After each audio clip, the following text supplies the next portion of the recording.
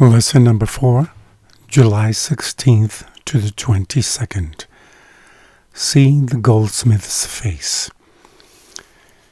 Memory text, 2 Corinthians 3:18. But we all, with unveiled face, beholding as in a mirror the glory of the Lord, are being transformed into the same image from glory to glory, just as by the Spirit of the Lord.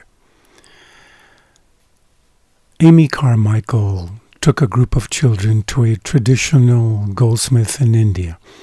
In the middle of a charcoal fire was a curved roof tile.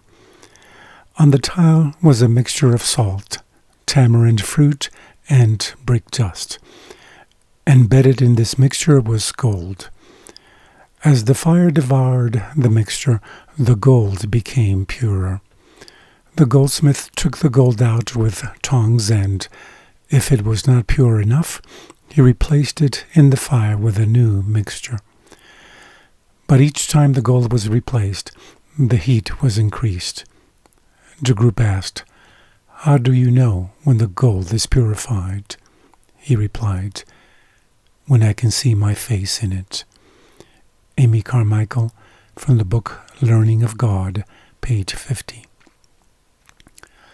God is seeking to purify us, to refine us like gold, to transform us into His image.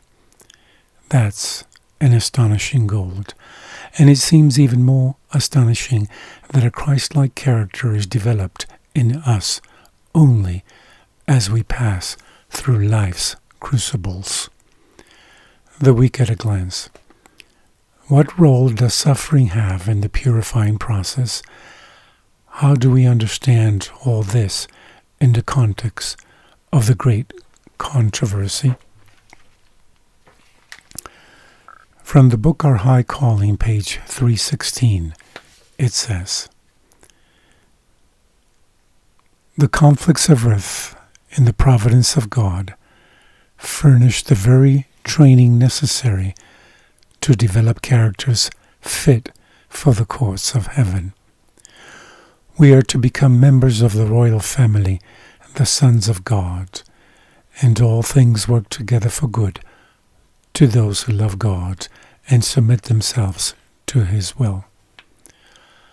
Our God is an ever-present help in every time of need.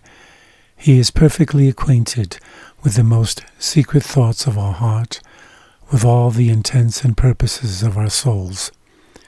When we are in perplexity, even before we open to Him our distress, He is making arrangements for our deliverance.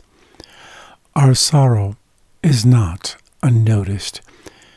He always knows much better than we do just what is necessary for the good of His children, and He leads us as we should to be led if we could discern our hearts and see our necessities and perils as God sees them.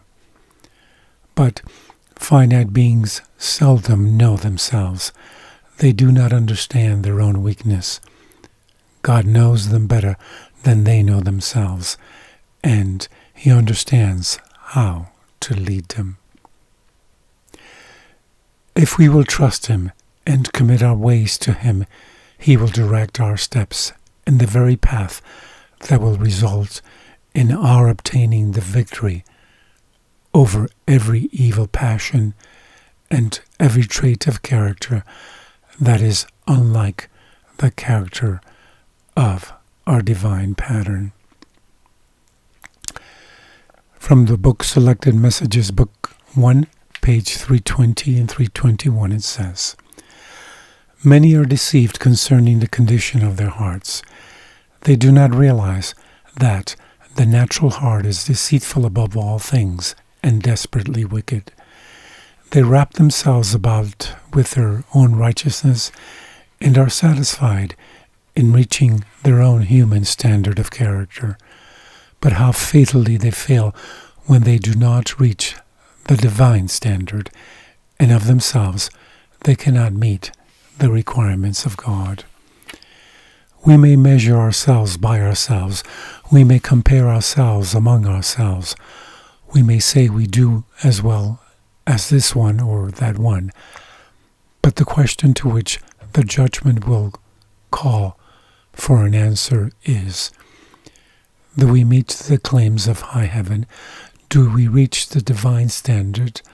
Are our hearts in harmony with the God of heaven? Have a blessed day.